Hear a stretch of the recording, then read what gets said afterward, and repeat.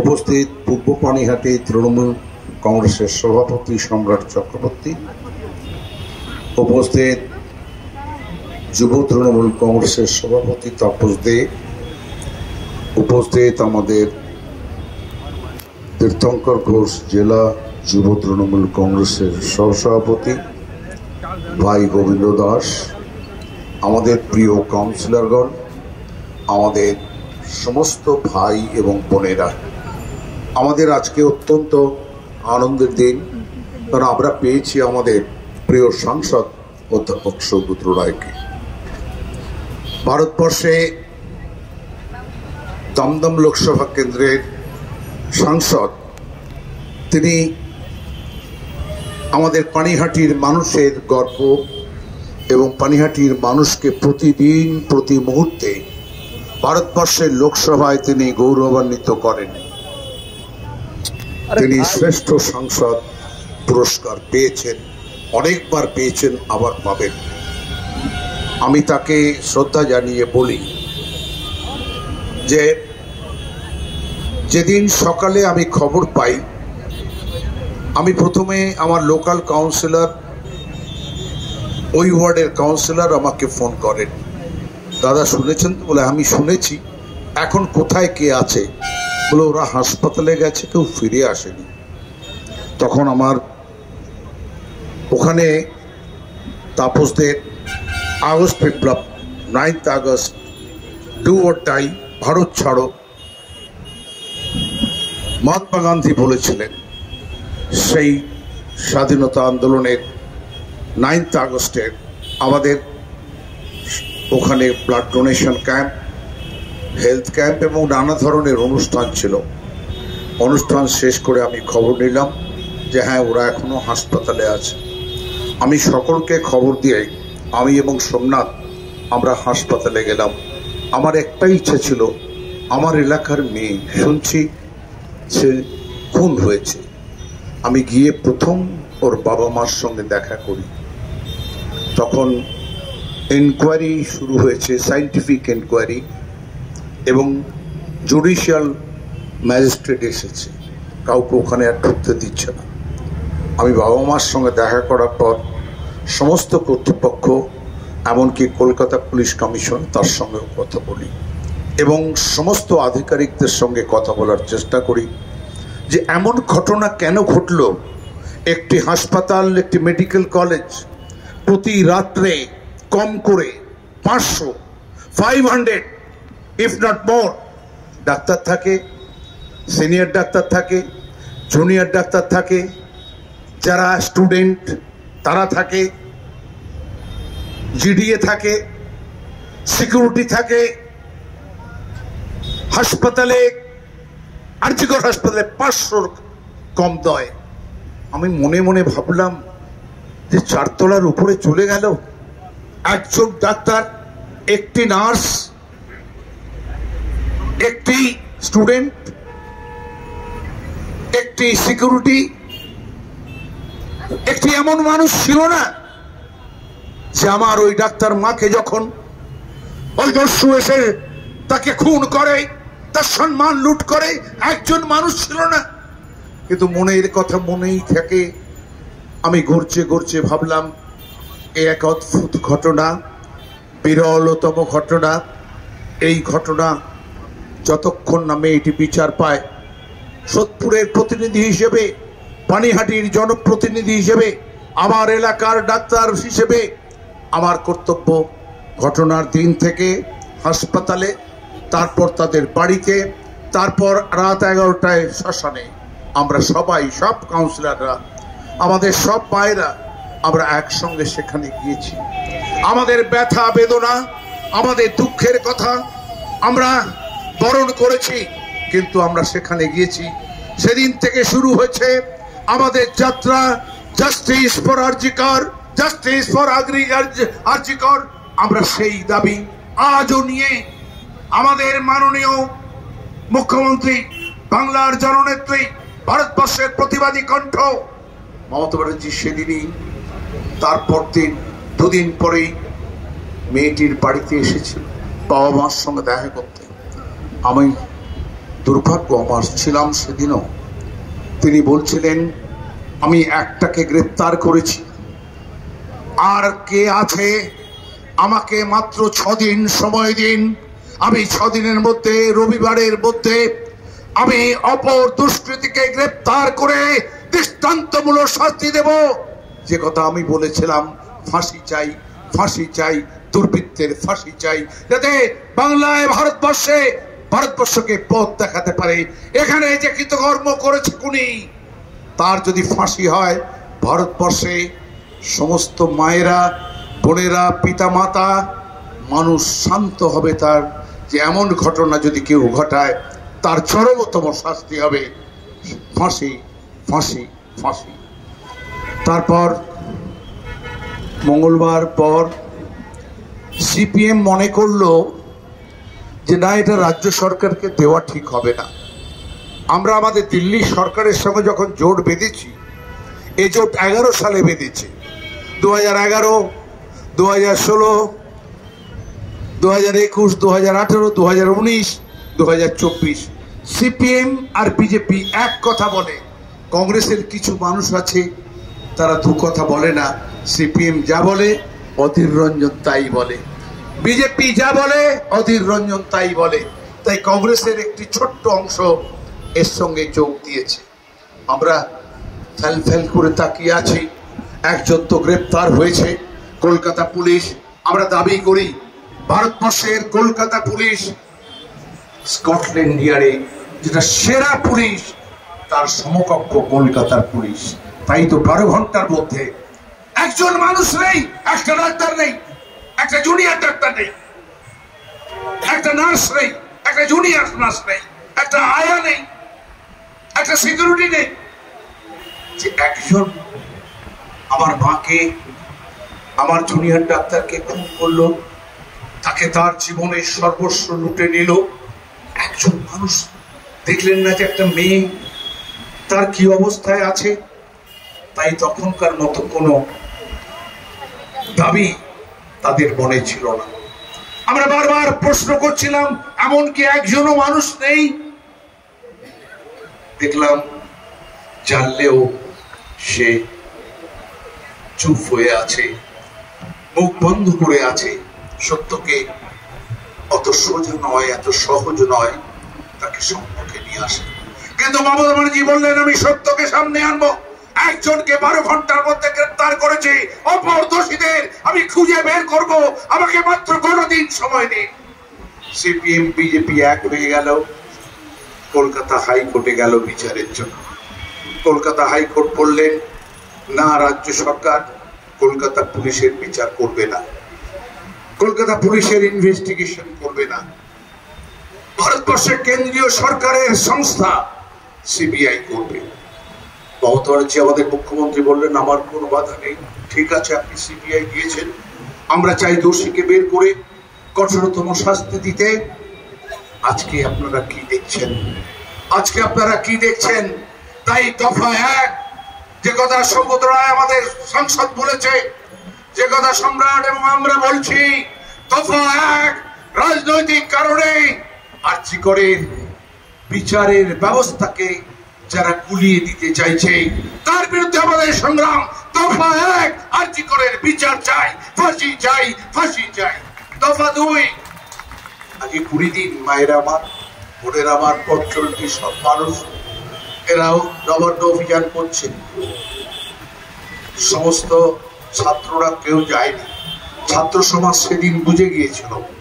14ই August ভোর রাত্রে, গভীর রাতে যখন আমার বাড়ির মেয়েরা, ছেলেরা, আপনার বাড়ির ছেলেরা, মেয়েরা এখানে উপস্থিত হয়েছিল, তখন এসে দেখে কে বক্তৃতা দিচ্ছে? দুলাল চক্রবর্তী, সিপিএম এর নেতা এসে বক্তৃতা দিতেছে। আরে এই লোকটাই তো আমার এমএলএ কে হারাতে গিয়েছিল, আমার এমএলএ তো এই লোকটাকেই হারিয়েছে। আরে ও কি বলবে? ও তো সিপিএম এর কথা এসে দেখে যে তাদের সিপিএম পার্টির কথা বলছে। লেখাপড়া যারা শিক্ষিত ঘরের ছেলে মেয়েরা বুঝল এটা রাজনীতির একটা আখড়াখানা তৈরি করছে। তারপর কে এলেন বক্তৃতা দিতে? বরানগরে। বারবার হেরে যায় তবু দাঁড়ায়। তন্ময় ভট্টাচার্য সিপিএম এর মার্কা মারা, কত যে কি করেছে 35 বছরে 34 বছরের সিপিএম এর শাসনে। আমি সারা রাত লেগে যাবে সে কথা বলতে। তাকে দেখে বক্তৃতা দিতে বেশিরভাগ ছেলে মেয়ে গর্জে উঠলো, না এ তো রাজনীতির কথা বলছে, আমরা রাজনীতি চাই না, উই ওয়ান্ট জাস্টিস, আমরা বিচার চাই। ওই ডাক্তার মায়ের যারা সম্মান নষ্ট করেছে, খুন করেছে, তাদের বিচার চাই, শাস্তি চাই। তারপর থেকে ধীরে ধীরে সিপিএম ভাবলো আর তো মানুষ আসে না, আর তো ছেলে মেয়েরা আসছে না, তবে কি করতে হবে, চলো সিপিএম এর ঝান্ডা নিয়ে বেরিয়ে। সিপিএম বিজেপি সভা পরামর্শ করে এবার সিপিএম তার কাস্তে হাতুড়ি, তাদের স্টুডেন্ট এসএফআই টিওএফআই সহ্য করতে পারলো না। 14 তারিখ যখন এখানে আমার মায়েরা বোনেরা ভাইরা প্রতিবাদী কণ্ঠে যখন গর্জে উঠছে, 7 থেকে 10 হাজার মানুষ বিজেপি ভারতবর্ষের রাষ্ট্রের পতাকা নিয়েছে, আর সিপিএম ডিএফআই পতাকা নিয়েছে। আরজি করে ব্যারিকেড ভেঙে, আরজি করে ছেলে মেয়েদের পিটিয়ে এমার্জেন্সিতে কোটি কোটি টাকার সম্পত্তি তারা লুট করে দিয়েছিল। শুধু যেতে পারেনি সেখানে যেখানে খুন হয়েছে, সে জায়গাটায় যেতে পারেনি। এবং আপনারা জানলে আশ্বস্ত হবেন যে যারা এই কাজ করেছে, আমাদের দল তৃণমূল কংগ্রেস, আমাদের সাংসদ অভিষেক ব্যানার্জি, তিনি বলেছেন 12 ঘন্টার মধ্যে এদের খুঁজে বের করতে হবে। আর নেত্রী বাংলার জননেত্রী বলেছেন এদের আমি খুঁজে বের করবই। একের পর এক প্রায় 50 জন গ্রেপ্তার হয়েছে, হয় সিপিএম না হলে বিজেপি। কি বিচার চাইছিলেন এরা? কিসের বিচার চাইছিল?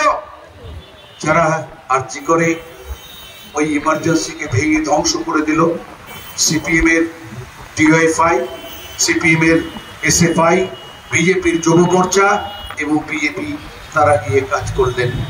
তাই আমি বলতে চাই, যেদিন নবান্ন অভিযানে পুলিশ রক্ত দিয়েছে, আমাদের সরকার রক্ত দিয়ে ওই ওয়ান্ট জাস্টিস, পুলিশও জাস্টিস চেয়েছে। কারো উপরে গুলি চালায়নি, কারো উপরে কোন রকম অত্যাচার করেনি, লাঠি দিয়ে তাড়া করে দিয়েছে। আমি তাই বলতে চাই, আজও সোদপুরে 14 তারিখের পর থেকে প্রতিদিন ছেলে মেয়েরা কিছু আসছে, সংখ্যায় তারা 50 হতে পারে, 100 হতে পারে, 150 হতে পারে, 200 হতে পারে। তারা এসে প্রতিবাদ না করে তারা এসে রাস্তাকে বন্ধ করে দিয়েছে। সোদপুর এখন কলকাতার মধ্যে, পশ্চিমবাংলার মধ্যে সব থেকে ভালো জামা কাপড়ের দোকান সোদপুরে, সব থেকে ভালো সোনার গয়নার দোকান সোদপুরে, সব থেকে বড় ফ্রেশ ফুড প্লেট খাবার পাওয়া যায় সোদপুরে, সব থেকে বেশি তথ্য প্রযুক্তি পাওয়া যায় কোথায়? সোদপুরে। আজকে সোদপুরকে অচল করে দেওয়ার, সোদপুরকে অচল করে দেওয়ার যে ষড়যন্ত্র কিছু কিছু মানুষ করেছে, এবং সিপিএম বিজেপি তার মধ্যে কিছু ভাই বোন তারা হতে পারে এক্সট্রিমিস্ট, এবং তাদের কাছে আমি অনুরোধ করি জনপ্রতিনিধি হিসেবে, ভাইরা আমার বোনেরা আমার, আপনারা আসুন, প্রতিবাদ করুন। কিন্তু আপনারা রাস্তা দখল করে আপনারা কদিন পুলিশকে মেরেছেন, পুলিশের গাড়ি ভেঙেছেন, রক্তাক্ত করেছেন। আমরা আমাদের পুলিশ এবং আমরা একদিনের জন্য আপনাদের বিরুদ্ধে কিছু বলতে আসিনি, কিন্তু এখন সময় এসেছে যখন বিজেপি সিপিএম এক হয়েছে, ভারত সরকারের বদল নেওয়া করছে, তখন সময় এসেছে তৃণমূল কংগ্রেস আমরা রুখে দাঁড়িয়েছি। আমরা দেখতে চাই যে মেয়ে, যে নারী বলছে আমি একজনকে গ্রেফতার করেছি, আমাকে মাত্র 6টা দিন টাইম দিন, আর কে আছে আমি বের করে তাকে চরমতম শাস্তি দেবো, ফাঁসির কাঠ গলায় ঝোলাবো, সেটাকে না মেনে নিয়ে আজকে তারা পশ্চিমবাংলা, শান্ত পশ্চিমবাংলা, আপনি বলুন তো এখন সোদপুরে রাত 12টা 1টা সন্ধে দুপুর যখন খুশি যাবেন, এখানে মায়েরা বোনেরা আমার, ভাইরা আমার, গুরুজনেরা সেফ। সব থেকে সুন্দর শহর সোদপুর, পশ্চিমবাংলা, ভারতবর্ষের মধ্যে সব থেকে সেফেস্ট প্লেস হচ্ছে কলকাতা। আজকে এই গর্ব, এই গরিমাকে ধ্বংস করার জন্য রাজনৈতিক উদ্দেশ্য প্রণোদিত ভাবে বিজেপি এবং সিপিএম সঙ্গে ওই কংগ্রেসের 2-4 জন তারা হাত মিলিয়েছে। তারা 2011-তে হেরে গিয়েছে, 2016-তে হেরে গেছে, 2019-এ হেরেছে, 2024-এ হেরেছে, 2021-এ হেরেছে। আর তো দেখে মমতা ব্যানার্জি মানুষের ঘরে পৌঁছেছে, কন্যাশ্রী নিয়ে পৌঁছেছে, যুবশ্রী নিয়ে পৌঁছেছে, শিক্ষাশ্রী নিয়ে পৌঁছেছে, কম্পিউটার নিয়ে পৌঁছেছে, মমতা ব্যানার্জি খাদ্য নিয়ে পৌঁছেছে, মমতা ব্যানার্জি স্বাস্থ্যসাথী নিয়ে পৌঁছেছে, রূপশ্রী নিয়ে পৌঁছেছে, লক্ষ্মীর ভান্ডার নিয়ে ঘরে ঘরে পৌঁছেছে। মমতাকে তো জনতা দিয়ে সরানো যাবে না, তাই সিপিএম বিজেপি ষড়যন্ত্র করে এই রাজ্যকে একটি খুন, একটি ধর্ষণের মামলাকে সামনে রেখে নিজেদের দায়িত্ব পালন তো করলেন না, আজও করছেন না। 5টা বড় হাসপাতাল, এনআরএস, আরজি কর, ক্যালকাটা মেডিকেল কলেজ, পিজি হাসপাতাল, এই 5টি বড় হাসপাতালে প্রতিদিন 1 লক্ষের মতো মানুষ যান। আজকে ডাক্তারবাবুরা বলছেন ডাক্তার নেই, ডাক্তারবাবু বলছেন ডাক্তার নেই, জুনিয়র ডাক্তাররা ঢুকতে দিচ্ছেন না। ভারতবর্ষের সর্বোচ্চ আদালত সুপ্রিম কোর্টের চিফ জাস্টিস বলছেন আপনারা কাজে আসুন, আমি দায়িত্ব গ্রহণ করছি, নতুন আইন তৈরি করতে হবে, সর্বস্তরের মানুষকে, ওয়ার্কিং লেডি যারা আছে, যারা কাজ করে সকালে দুপুরে রাত্রে, তাদের যাতে সুরক্ষা পায় তার ব্যবস্থা ভারতবর্ষের উচ্চ আদালত, সর্বোচ্চ আদালত সুপ্রিম কোর্ট তার ব্যবস্থা নেবে। আর ডাক্তাররা ভারতবর্ষের সবাই কাজে চলে গেছে, শুধু কলকাতার ডাক্তারদের যারা পড়াশোনা করছে তারাই ইঞ্জিনিয়ার, তারাই পুলিশ, তারাই ইন্সপেক্টর, তারাই সিবিআই, তারাই ইডি, তারাই আইটি, তারা সব তারা বলে দিতে পারে কেন তুমি কোথায় ছিলে, তুমি তো আরজি করের ছাত্র, কি করে একটা ছাত্র তুমি হেগে ওই হাসপাতালে একজন নারী 31 বছর বয়সে আগামী 1 বছরের মধ্যে এমডি করতো, ডক্টর অফ মেডিসিন, খুন হতে দিলে তোমরা 500 বেশি ছাত্র ছাত্রী এবং 1500 স্টুডেন্ট আছে, মিনিমাম 1500। তোমরা তো রেসিডেন্সিয়াল একজন মানুষ বেরিয়ে তাকে দেখলে না, মেয়েটাকে রক্ষা করার চেষ্টা করলে না। আজ তোমরা বড় বড় কথা সোশ্যাল মিডিয়াতে করছো, জাস্টিস চাই বলে রাস্তায় নামছো, নিজের কর্তব্য প্রতিদিন কত শত মানুষ মারা যাচ্ছে। প্রসূতি এসে বলছে আমার বাচ্চা হবে, আমাকে দয়া করে হাসপাতালে নিয়ে, বলছেন ডাক্তার নেই। একজন ডাক্তার বলছে ডাক্তার নেই। এই যে লুটে পুটে খাওয়ার, বাংলাকে বিধ্বংস করা, বাংলার শান্তি শৃঙ্খলাকে, একতাকে, ঐক্যকে, প্রগতিকে ভেঙে দেওয়ার যে অপচেষ্টা, আমরা রুখে দাঁড়িয়েছি। যোধপুরের মানুষ, পানিহাটির মানুষ আমরা রুখে দাঁড়িয়েছি। আমাদের আন্দোলন চলবে যতক্ষণ না আমাদের ঘরের ওই ডাক্তার বোন যতক্ষণ না বিচার পায়। আমাদের আন্দোলন চলছে, আমাদের আন্দোলন চলবে। এই কটি কথা বলে আমি সকলকে বলি, এমন মানবিক মুখ্যমন্ত্রী আমি তো 55 বছর আছি, এমন মানবিক মুখ্যমন্ত্রী কখনো দেখি। জড়িয়ে ধরে বলছে, যেদিন মারা গেছে সেদিন বলেছে, তারপর বাড়িতে এসে বলেছে আপনাকে, আপনার সঙ্গে আমি শুধু নই, আমার সরকার আপনার সঙ্গে আছে। পুলিশ কমিশনার এসেছে, যে সব থেকে বড় এই কেসের যিনি আইও, তিনি এসেছেন, সমস্ত ভিডিও দেখিয়েছেন, জয়েন্ট সিপি এসেছেন, প্রত্যেকে এসেছে, কিন্তু কখন তো তারা অবজ্ঞা দেখায়নি। এবং যাকে ধরেছে আপনারা দেখবেন আজ স্পষ্ট হচ্ছে না, কারণ মিডিয়ায় তারা জানে। দেখবেন এবিপি আনন্দ সব থেকে বেশি খবর রাখে, কিন্তু এবিপি আনন্দকে বলি, ওরে বাপু এতই যখন জানো, তখন ওই যে ভোর রাত্রে রাত 3টে থেকে 7টা কোথায় ছিলে বাবু? তুমি ডাক্তারদের দোষ দিচ্ছ, ডাক্তার ছিল না। তুমি সিকিউরিটির দোষ দিচ্ছ, সিকিউরিটি ছিলে না। তুমি জুনিয়র ডাক্তারদের দোষ দিচ্ছ, ওরা ছিল না। তো তোমরা তো জেগেছিলে, কোথায় এবিপি তুমি জেগেছিলে? কি করে আমার ওই কন্যা খুন হলো? এর বিচার আমরা চাইছি। তুমি মোদিকে নিয়ে মাথায় করে নাচছো, হাতরাসের কথা তুমি ভুলে গিয়েছো। ব্রিজভূষণের কথা তুমি ভুলে গিয়েছো। মণিপুরে শত শত মহিলা বলছে, হে ঈশ্বর, হে গড, তুমি রক্ষা করো, আমাদের মান গেছে, সম্মান গেছে, ইজ্জত গেছে, পরিবারের সমস্ত কিছু লুটে নিয়েছে, আমাদের বাড়ি ঘর ভেঙে দিয়েছে, তুমি আমাদের রক্ষা করো।